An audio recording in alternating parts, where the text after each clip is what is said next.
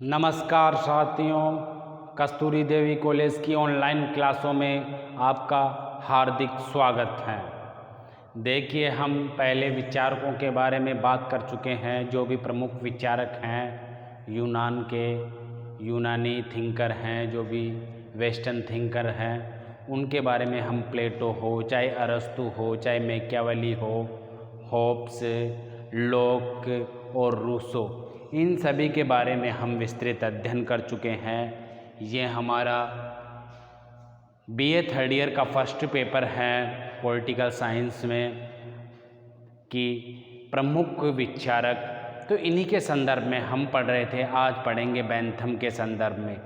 देखिए, बेंथम के संदर्भ में हमने पढ़ा कि बेंथम एक उपयोगितावाद के जनक थे। उन्होंने 14 प्रकार के सुखों का वर्णन किया। उन्होंने उपयोगितावाद एक महत्वपूर्ण जो समाज के लिए हैं उनका देन है वो सिद्धांत। इसी प्रकार से हमने बेंथम की जीवनी के बारे में कि ये किस प्रकार से एक वकील घराने से होते हुए ये उपयोगितावाद में आए, उन सभी के बारे में हम विस्तृत चर्चा कर चुके हैं। देखिए, हमने बेंथम के बारे में पढ़ा, उसकी उपयोगितावाद सिद्धांत के बारे में पढ़ा कि किस प्रकार हिचेसन के जो पुस्तक थी वहाँ से अधिकतम व्यक्तियों का अधिकतम सुख निहित होता है, पंक्ति इन्होंने बेंथम ने ग्रहण की।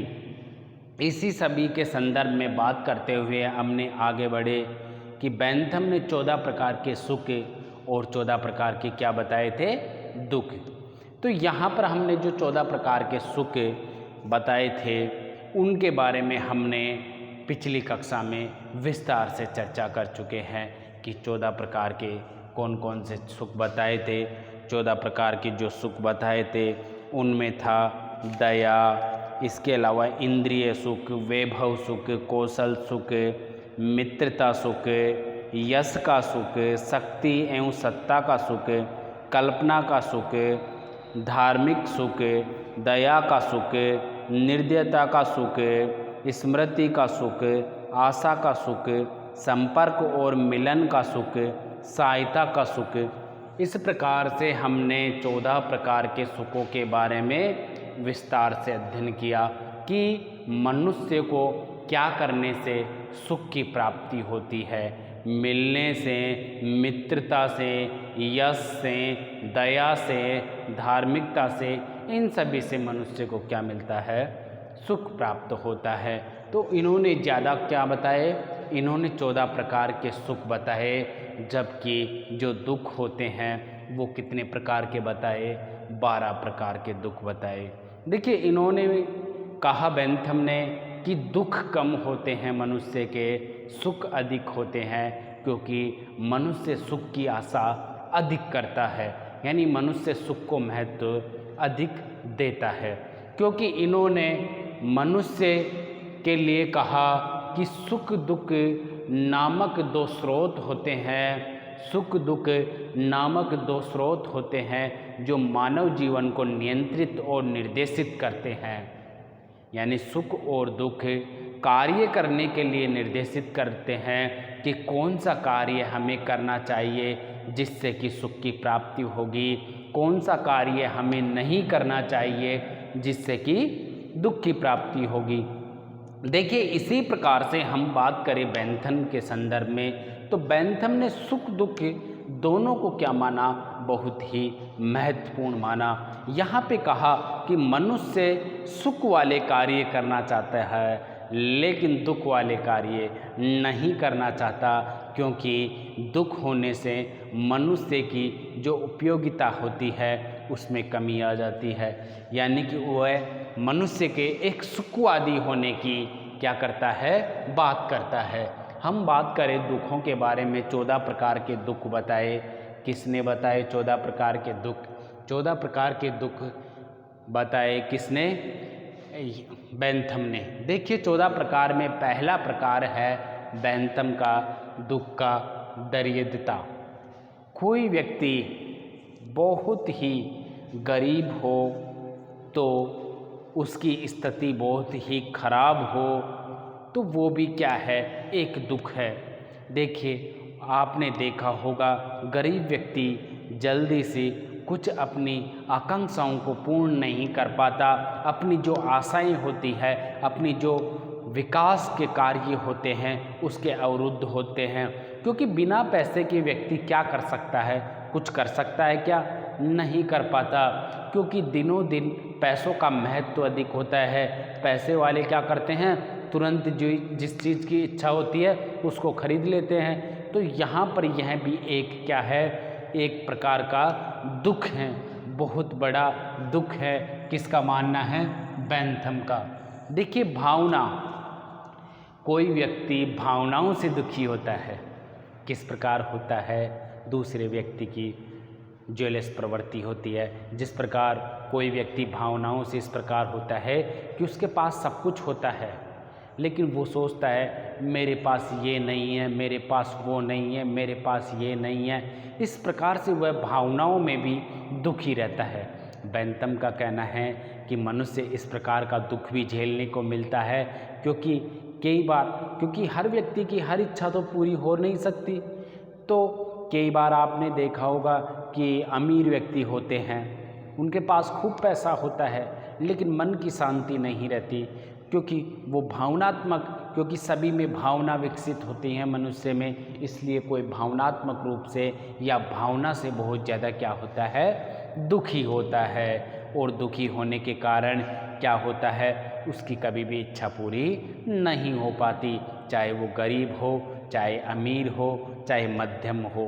क्योंकि जो व्यक्ति भावना से दुखी होता है वह दुखी ही रहता है। यह बेंथम का मानना है कि दुख रहने का यह भी क्या है? एक प्रकार है बेंथम के अनुसार। देखिए, बेंथम के अनुसार हम बात करें, तीसरा जो दुख का कारण है यानी प्रकार है वो है हिचकिचाहट।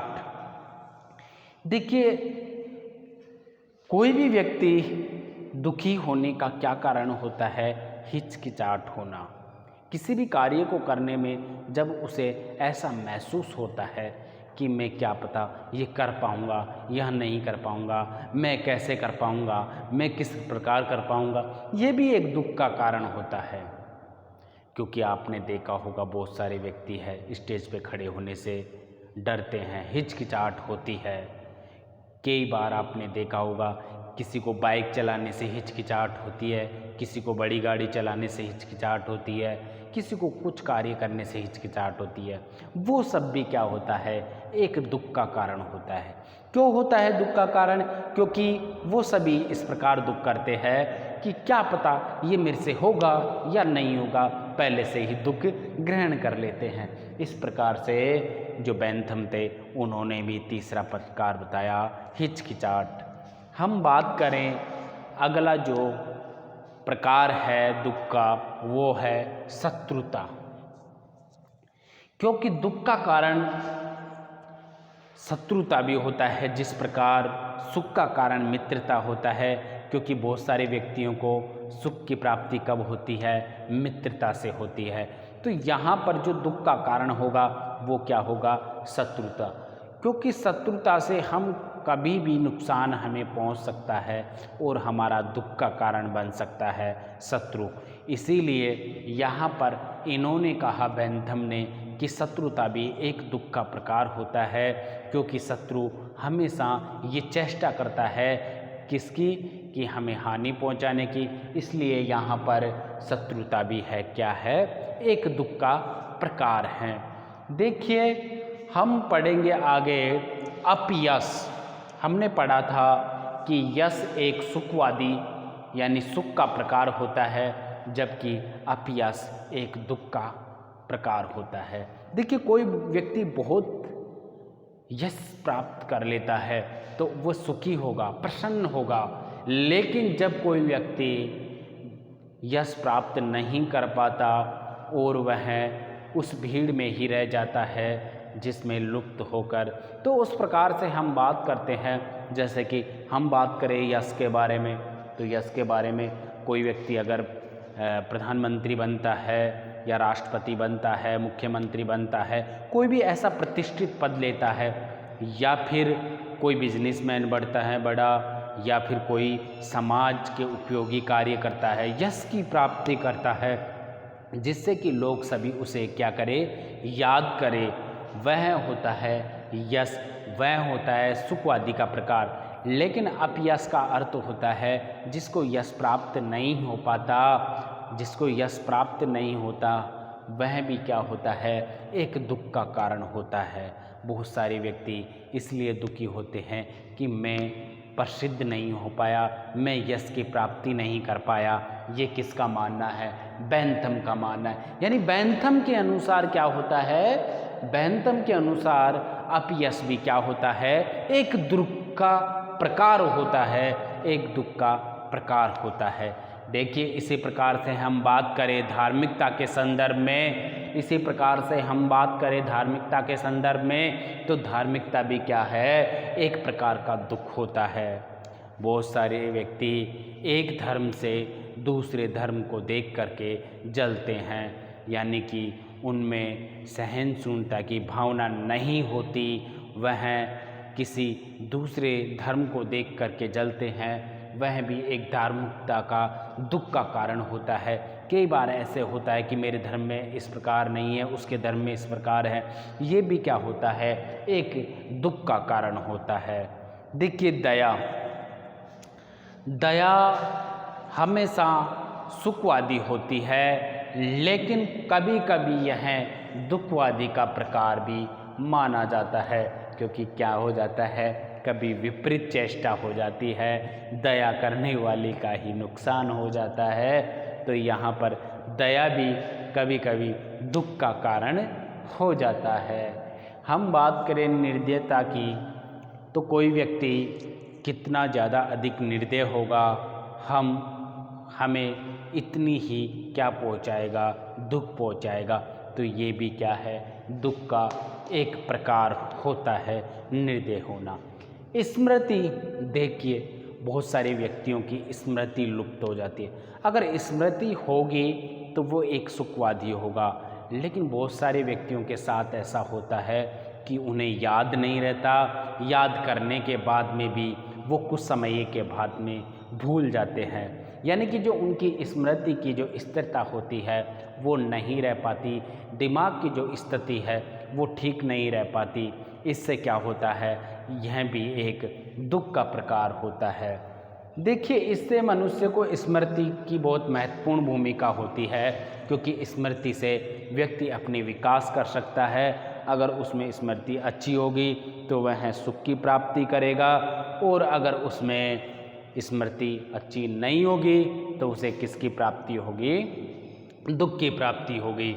इसी प्रकार से हमने बात किया अब तक 9 दुखों के प्रकार के बारे में। कितने दुख के प्रकार में, 9 दुख के प्रकार में। हम बात करें 10वें दुख के बारे में, कल्पना। कल्पना कभी सुखवादी भी होती है तो कभी दुखवादी भी। कल्पना बहुत सारे व्यक्ति करके सुखी की प्राप्ति करते रहते हैं कि मैं एरोप्लेन चला रहा हूँ, मैं कुछ कर रहा हूँ, मेरी सरकारी जॉब लग गई। ये कल्पना का बाहुल्य होता है।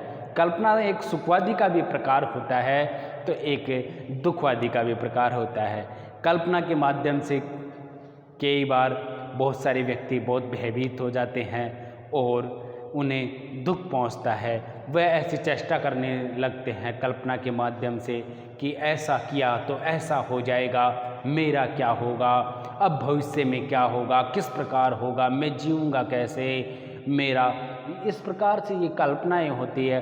कल्पनाएं कभी दुखवादी यानी दुखवादी का भी एक प्रकार होता है, सुखवादी का भी एक प्रकार होता है। बस व्यक्ति और मनुष्य की सोच का फर्क होता है ये कल्पना भी। देखिए हम बात करें आगे आशा के संदर्भ में। हमेशा हम किसी से आशा रखें, यह तो एक सुखवादी हुआ कि आशा रख दिया, उसने काम हमारा पूरा कर दिया। लेकिन हम किसी व्यक्ति से आशा रखते हैं और उसने हमारा कार्य नहीं किया तो ये भी क्या हुआ, एक दुख का प्रकार हुआ। क्योंकि आशा रखने से ही कार्य संपूर्ण नहीं होता, कार्य खुद को भी करना होता है। तो इसीलिए बैंथम ने कहा कि आशा रखना ही एक सुख का कार्य नहीं है, यह दुख का भी एक प्रकार हो सकता है। इसी प्रकार हम बात करें संपर्क की।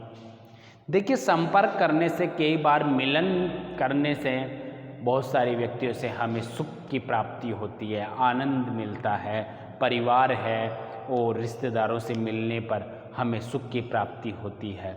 संपर्क एक सुखवादी भी होता है तो एक दुखवादी भी। दुखवादी इसलिए होता है कि हम जिस व्यक्ति से मिलना नहीं चाहते लेकिन हम उसके संपर्क में आ जाते हैं क्योंकि हम उसे बहुत ही बुरा मानते हैं, हमारी दृष्टि में वो अच्छा नहीं है। तो इसी प्रकार से हम बात करें ये संपर्क भी एक क्या है, दुख का प्रकार होता है, क्योंकि हमें वह चेहरा देखना पड़ता है जिसको हम देखना नहीं चाहते, हम जिससे मिलना नहीं चाहते, लेकिन मजबूरी होती है हमारी क्या, मिलना। इसी प्रकार से हम बात करें बेंथम के संदर्भ में, तो बेंथम ने ये क्या बताए, 12 प्रकार के जो दुख के प्रकार हैं उनके बारे में चर्चा की। देखिए, हम एक बार देखते हैं कि कौन कौन से 12 प्रकार के दुख थे।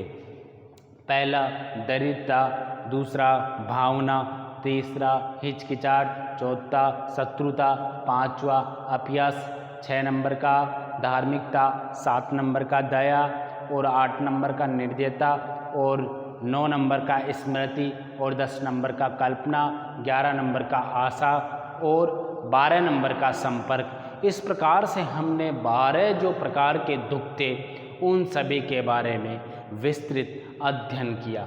देखिए, हमने सुखों के बारे में भी अध्ययन किया, दुखों के बारे में भी अध्ययन किया। अब हम बात करते हैं सुख व दुख के प्रमुख स्रोतों के बारे में। देखिए, सुख और दुख हमारे मनुष्य के मूलभूत आवश्यकताएं होती है। सुख के कार्य करने पर सुख की प्राप्ति होती है और दुख के कार्य करने पर दुख की प्राप्ति होती है। हम बात करें बेंथम के अनुसार, तो बेंथम ने सुख दुख के 4 स्रोतों के बारे में बात की। बेंथम ने 4 प्रकार से इनके जो स्रोत है उनका वर्णन किया। देखिए, हम पहली बात करें भौतिक सुख या दुख के संदर्भ में। किसके संदर्भ में बात करें? भौतिक सुख या दुख के संदर्भ में। देखिए, हम यहाँ पर बात करें भौतिक सुख या दुख के संदर्भ में, तो भौतिक सुख या दुख प्रकृति से प्राप्त होता है। जैसे कि मान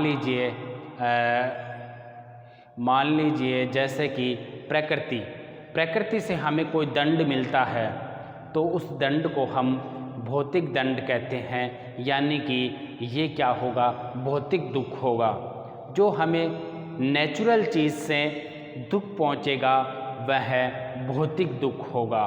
इसी प्रकार से हम बात करें नैतिकता के संदर्भ में, तो नैतिकता के संदर्भ में वही होगा जो आचरण से, हमारे व्यवहार से, आस पड़ोस के जो हमारे प्रति भावना रखते हैं कि यह व्यक्ति या तो ज्वलनशील होंगे तो दुख की प्राप्ति होगी, या फिर अच्छी भावना रखेंगे तो अच्छा होगा।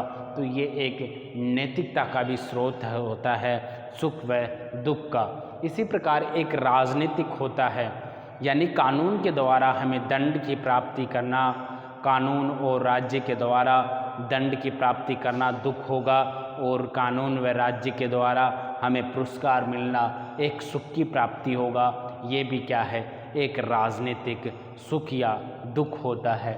इसी प्रकार हम बात करें धार्मिकता के बारे में। देखिए, धार्मिकता के बारे में इस प्रकार से हैं, हम भगवान का, ईश्वर का ध्यान करें और हमारा कार्य कोई अच्छा होता है तो हम उसे सुखवादी धार्मिक कहते हैं, जबकि हमें ईश्वर के प्रकोप से या दैवीय प्रकोप से हमें दंड किया जाता है तो उसे हम धार्मिक दुख कह सकते हैं। इसी प्रकार से बेंथम ने ये चारों प्रकार क्या बताए, सुख व दुख के स्रोत बताए। एक बार इन्हें पुनः देखते हैं हम कि भौतिक कौन से होते हैं। भौतिक कौन से होंगे? नेचुरल, यानी प्रकृति से जो प्राप्त होगा सुख या दुख वह भौतिक होगा। नैतिक कौन सा होगा? जो हमारी नैतिकता, हमारी भावना में विकसित होता है आस पड़ोसियों के व्यवहार में विकसित होता है। वो सब नैतिक राजनीतिक कौन सा होता है? राज्य द्वारा पुरस्कार देने पे सुख की प्राप्ति, राज्य द्वारा दंड देने पर राजनीतिक दुख की प्राप्ति। धार्मिक यानी दैवीय प्रकोप, यानी कि दैवीय प्रकोप का अर्थ क्या हुआ? अगर देवी के प्रकोप से हमें सुख की प्राप्ति हुई तो वो धार्मिक सुख, और दंड मिला तो धार्मिक दुख। इस प्रकार से हमने सुख दुख के स्रोतों के बारे में विस्तार से चर्चा की। देखिए हम बात करते हैं इसी प्रकार से सुखवादी मापक यंत्र। देखिए बेंथम एक महान विचारक थे और महान विचारक हमेशा आविष्कार करते हैं। उपयोगितावाद के जनक बेंथम ने भी एक ऐसा ही क्या किया, एक यंत्र का निर्माण किया जिसका नाम दिया उन्होंने सुखवादी मापक यंत्र।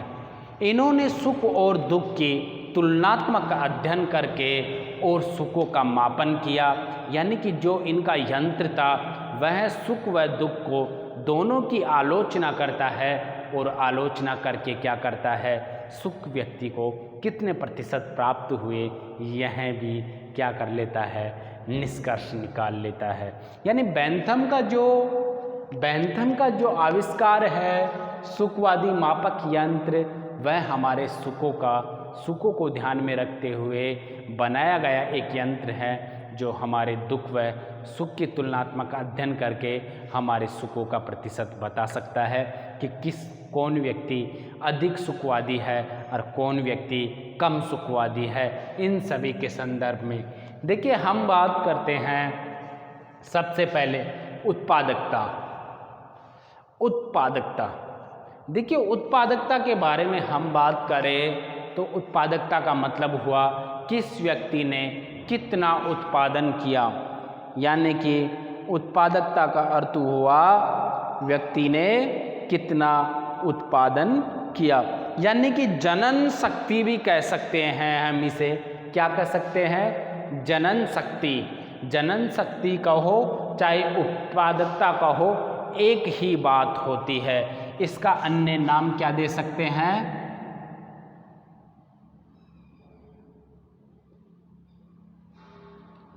हम इसका अन्य नाम जनन शक्ति भी दे सकते हैं। यानी जनन का मतलब होता है उत्पादन, जन्म देना, जनन शक्ति, कितनी शक्ति होती है अधिक से अधिक उत्पादन करने की। यानी जो व्यक्ति अधिक उत्पादन करेगा वो सुखवादी होएगा और जो उत्पादन नहीं कर पाएगा, जो जनन नहीं कर पाएगा वस्तुओं का, वो क्या होता है, दुखी होता है। तो यहाँ उत्पादकता के आधार पे भी यहाँ पर ये जो 6 प्रकार दिए गए हैं, ये एक सुखवादी मापक यंत्र में ये 7 प्रकार क्या होते हैं, सुख को मापने के लिए। देखिए ये ऊपर जो 6 प्रकार है वो तो एक व्यक्तिगत होते हैं, यानी प्रत्येक व्यक्ति के सुख को मापने के लिए। लेकिन जब अध्ययन किया जाएगा किसका, एक समूह का, तो ये 7 शामिल कर लिए जाएंगे। यानी एक समूह का सुख का अध्ययन करने के लिए इन 7 को सम्मिलित किया गया है। देखिए हम बात करते हैं पहले और प्रथम के बारे में, उत्पादकता यानी कि जनन शक्ति के संदर्भ में हम बात करें तो जनन शक्ति क्या होगी, कितनी होगी, कितनी नहीं होगी, कम होगी या अधिक होगी। जितनी अधिक होगी उत्पादक शक्ति उतना ही क्या होगा, सुखवादी होगा। इसी प्रकार से हम बात करें निश्चितता के संदर्भ में हम बात करें तो यह है कि कोई भी कार्य करने पर हमें निश्चित रूप से परिणाम मिलेगा, यानी हमें वो वस्तु मिलेगी ही मिलेगी, तो वो क्या होता है, एक सुखवादी का ही तत्व होता है। यानी कि जो निश्चित रूप से प्राप्त होगा तो वो उससे हमें क्या होगी, सुख की प्राप्ति होगी।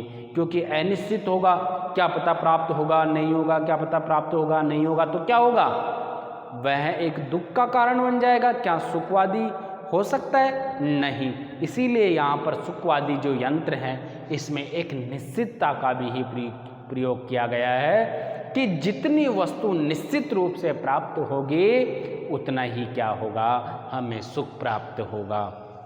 देखिए दूरी के हिसाब से, अरे एक तो हमें बहुत दूर जाना पड़े वस्तु को खरीदने, एक पास में ही मिल जाए, तो अधिक सुख कौन सी में प्राप्त होगा, फटाफट जाके ले आए कॉलोनी में से ही, तो वो क्या होगा, कम होगा ना। दूरी कम होगी तो दूरी यानी दूरी का भी फर्क पड़ता है, निकटता और दूरी। हम इस दूरी को कह सकते हैं कि दूरिता यानी दूरी और निकटता यानी पास में, तो उसका भी बहुत इफ़ेक्ट पड़ता है। जितनी पास हमें कोई वस्तु प्राप्त होगी उतना ही क्या होगा, सुख का आनंद होगा, यानी कि यह भी दूरी की एक विशेषता है। देखिए हम बात करें अवधि की, जितनी कम अवधि में उत्पादन होगा, जितनी कम अवधि में हमें कोई वस्तु प्राप्त होगी उतना ही सुख अधिक प्राप्त होगा। अरे आपको एग्ज़ाम लगे फटाफट और फटाफट रिजल्ट आ जाए तो आपको कितना सुख मिलेगा, बहुत ज़्यादा सुख मिलेगा। और ऐसा हो आपका एग्ज़ाम तो ले लिया हो और रिजल्ट निकाल ही नहीं रहे हो, बहुत टाइम लगा रहे हो, तो आपको क्या होगा, क्या सुख की प्राप्ति होगी, नहीं होगी। फिर आपको दुख होगा, कब रिजल्ट आएगा, कब रिजल्ट आएगा, कब रिजल्ट आएगा। इसी प्रकार से हम बात करें अवधि के बारे में, जितनी कम अवधि लगती है उतना ही सुख मिलता है, उतना ही ये क्या है, एक सुखवादी का तत्व। हम बात करें शुद्धता के बारे में, शुद्धता के बारे में बात करें, अरे हमें जो मान लीजिए मिठाई है देसी घी की बनी हुई है और एक इधर वनस्पतिक तेल या डालडे की बनी हुई है, तो हम क्या करेंगे, कौन सी वस्तु अच्छी लगेगी हमें, शुद्ध वाली, क्योंकि यहाँ पर सुख की प्राप्ति किस में होती है, शुद्ध में, क्वालिटी में, यानी कि विशुद्धता में। हम बात करें शुद्धता की तो ये भी क्या है, एक सुखवादी मापक यंत्र का क्या है, तत्व है। तो हम बात करें जितनी अच्छा शुद्ध चीज़ प्राप्त होगी उतना अधिक क्या होगा, हमें उतना ही हमें सुख की प्राप्ति होगी। देखिए हम बात करते हैं तीव्रता के संदर्भ में। तीव्रता का अर्थ हुआ कि फास्ट, जल्दी, जितना जल्दी हमें परिणाम मिलेगा उतना जल्दी क्या होगा, सुख की प्राप्ति होगी। जितना अधिक हमें तीव्रता से परिणाम मिलेगा उतना ही अधिक क्या होगी, सुख की प्राप्ति होगी।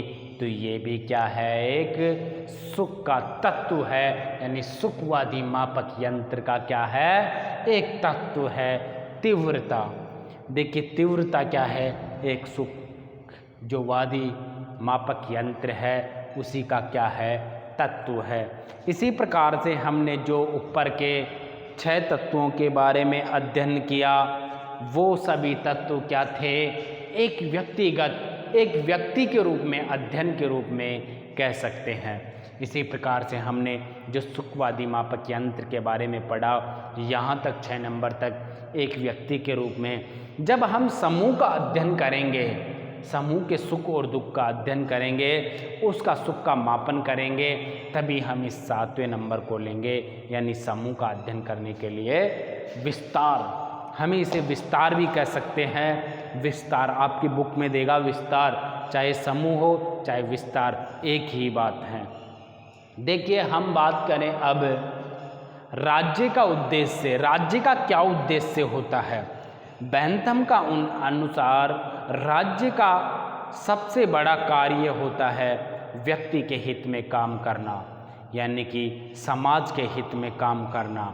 एक राज्य को बेंथम ने उपयोगितावाद संस्था माना।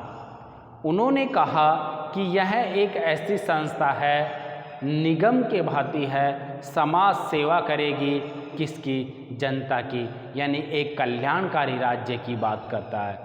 यह कहता है बेंथम कि राज्य का कार्य है अधिकतम, अधिक से अधिक लोगों का हित के लिए कार्य करना, यानी कि जो राज्य अगर अधिक लोगों के हित के रूप में, बहुसंख्यक के हित के रूप में कार्य ना करे, वह राज्य नहीं होता।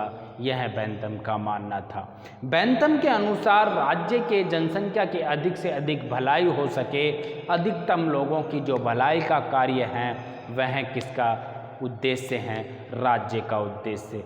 राज्य का उद्देश्य यही है कि अधिक से अधिक लोगों की भलाई करना, अधिक से अधिक हित करना।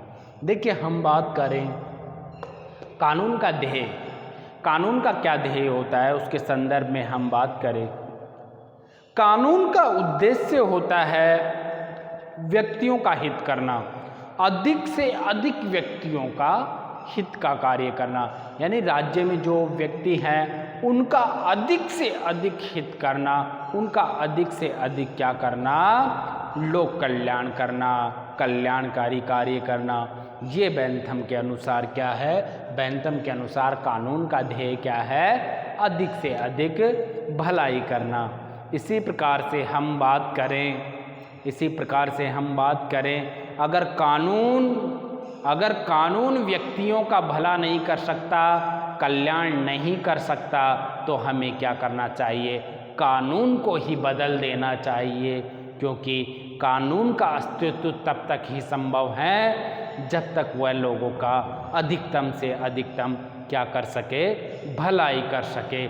इस प्रकार से आज हमने बेंथम के बारे में पढ़ा, उसके सुख और दुखों के बारे में पढ़ा, उसके जो स्रोत थे सुख दुख के उनके बारे में पढ़ा, सुखवादी मापक यंत्र के बारे में पढ़ा, उसके जो तत्व हैं उनके बारे में पढ़ा, राज्य का उद्देश्य और कानून का ध्येय के संदर्भ में पढ़ा।